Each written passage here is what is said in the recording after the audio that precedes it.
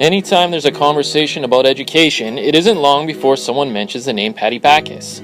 Bacchus, a Vancouver school trustee since 2008 and the former long-serving chair of the Vancouver School Board, has never shied away from voicing her opinions on the state of BC's public school system, or from challenging the government to inject more money into the system.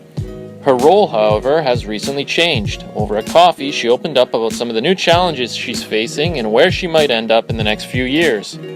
While Patti was re-elected, Vision lost control of the school board during the last election, and to the surprise of many, she was bounced from the position of board chair after the lone Green trustee voted along with the MPA. She told me her biggest frustration is that the current chair, Christopher Richardson, isn't using the position to its full potential.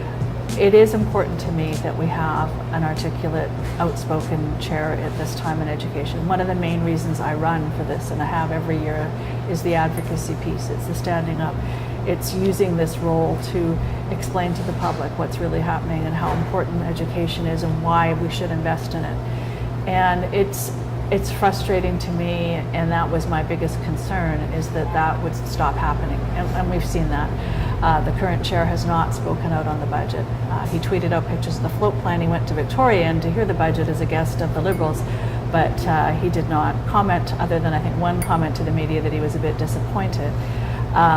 That's unfortunate. Janet Fraser, the Green trustee, explained that she voted for Richardson because it was time to chart a different path to dealing with the government. Patti told me that path won't likely work. Well, most school boards have taken that approach typically, and certainly the BC School Trustees Association has taken that, let's be conciliatory. It hasn't worked. And I know, because I've been involved in a number of different advocacy campaigns, that you do need to be assertive, you do need to be very clear on your message, and you do need to be persistent. I'm not saying you be antagonistic, and I don't think I'm really antagonistic. I'm critical, but I mean, that's part of the role. But I've had lots of meetings. I've actually signed hundreds of millions of dollars of funding agreements with this government. I've got money for new schools, I've got money for seismic upgrading, more than any other school board chair probably in the last 100 years in Vancouver. So you can get things done if you apply the right kinds of pressure. This government responds to pressure. Just how outspoken is Patti? Just ask her Twitter followers, who have witnessed some of her heated debates with anyone she feels needs to be called out. But there is a line, she says, that she won't cross. Twitter is an interest. It's really, in some ways, I like the kind of quippy debate. I've always liked that, like the cut and thrust. Other people I know don't. I have lots of people I know who lurk on it, but to say I'm not getting into it, I don't like it.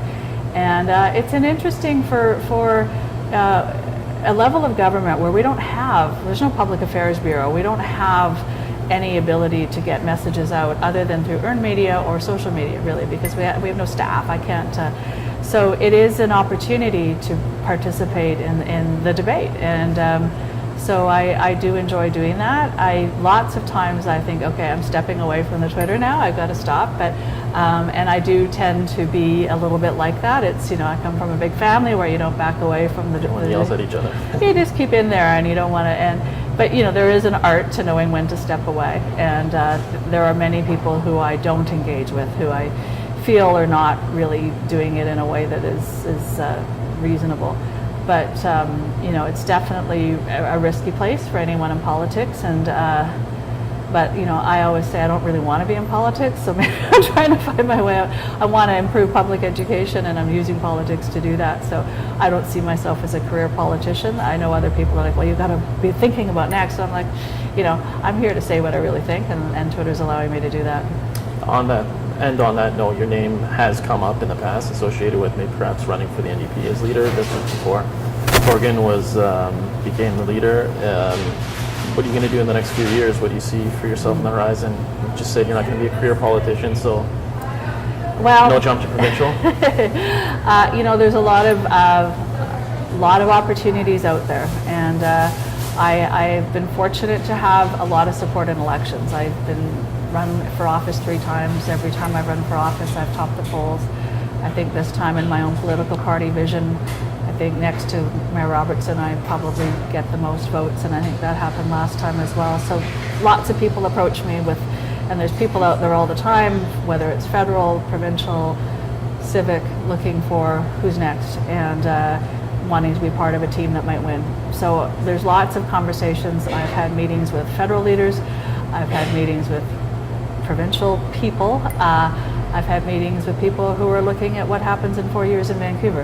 And I am just still recovering from an election. It's a little bit like when you have a baby, you wouldn't know, but I've had a few. You know, the first few months, don't talk to me about another one. Campaigns are really, you know, they're hard work. This was a tough campaign. It wasn't a nice campaign. I don't like that part of politics, and I always feel a little bit traumatized after a campaign, even when you win. It's tough, and it's when people say to you, okay, the next one, I'm just like, please don't even, let's not talk about it.